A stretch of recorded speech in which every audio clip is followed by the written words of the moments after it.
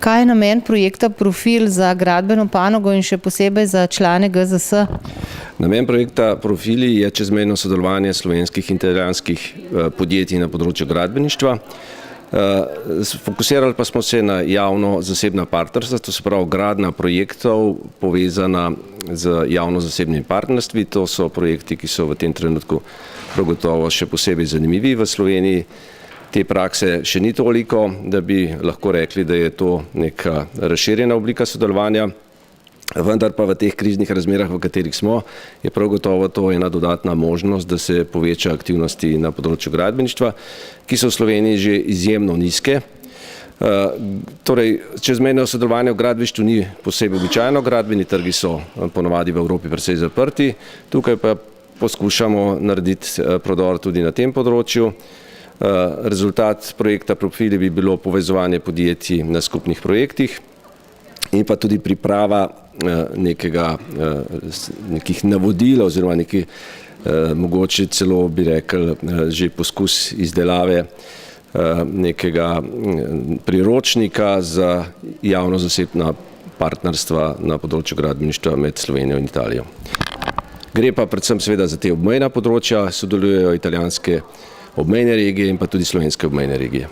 Čemu je namenjen današnji posvet? Današnji posvet je pravzaprav namenjen osvetlitvi javnih zasebnih partnerstev z različnih strani, z različnih pogledov, zato da se tako predstavniki lokalnih skupnosti kot i podjetja seznanijo, kaj jih pri tem vse čaka, na kaj morajo biti pozorni, pa tudi seveda kakšne so prednosti teh oblik sodelovanja.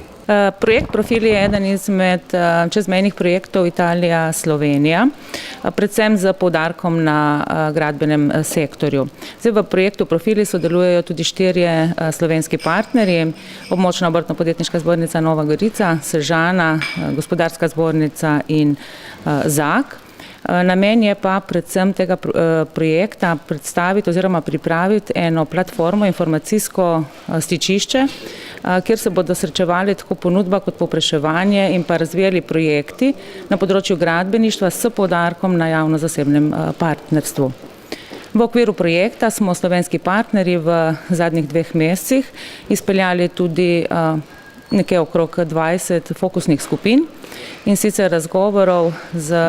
javnimi inštitucijami, predvsem z občinami na področju Primorske in pa okolice Ljubljane in prišli do nekih skupnih zaključkov, ki jih lahko na kratko povzamem v tem, da se dokaj strinjamo, da je zakonodaja na področju javno-zasebnega partnerstva dokaj komplicirana, kompleksna, zato se tudi občine in javni partnerji poslužujejo raje, če je mogoče javnih naročil ali kakšnih drugih bolj enostavnih oblik, da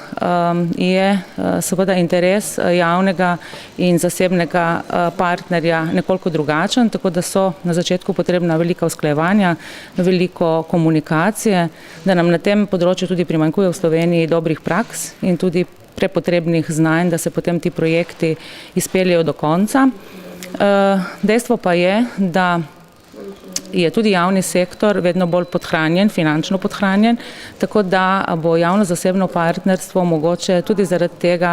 postalo bolj pomembno oziroma se bolj razvilo tudi v Sloveniji in ena taka platforma, kot bo recimo produkt tega čezmejnega projekta, je bila s strani udeležencev teh fokusnih grup pozitivno ocenjena, če bo le vsebovala vse potrebne informacije, ki so potrebne, da se potem taki projekti javno-zasebnega partnerstva tudi dejansko v praksi izpeljajo. Od projekta Profili si obetamo neke nove priložnosti za obrtnike in podjetnike, namreč glede na to, da sama branža gradbeništvo ni na najboljši situaciji in položaju, pričakujemo, da bomo tudi s tem projektom nekako poskušali vzpodbuditi kakšno investicijo,